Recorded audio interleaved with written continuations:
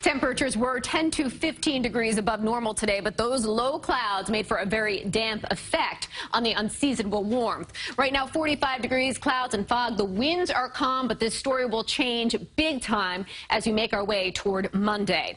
Calm out there now, yes, low clouds as well, so a dreary night lies ahead. Then tomorrow, the wet weather, the windy weather takes hold. Here's the setup. Two areas of low pressure, one over the Oklahoma Panhandle, another down on the southeast. These two systems will join forces as they make their way in our direction and make for a very messy stretch late tomorrow, especially nasty on Monday and Tuesday, lingering effects. Let's show you what it looked like hour by hour. Tonight, mainly cloudy skies. Tomorrow will be a mainly cloudy start, maybe some showers to the south.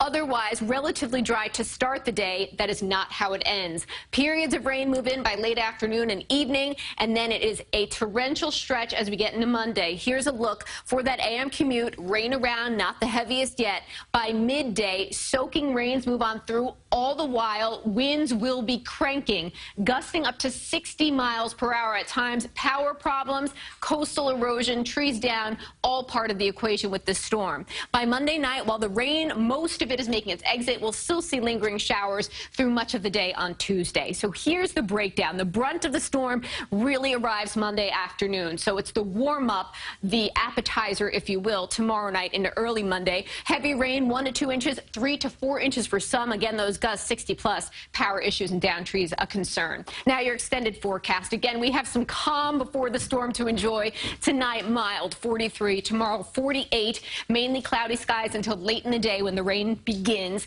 Monday, brutally just miserable, really. 43 degrees, windy, wet. Tuesday, 48, still breezy, still soggy. Wednesday, looking amazing. Thursday, too, with highs well above normal. All right, let's make it to Wednesday. Yes. Thanks, Vanessa.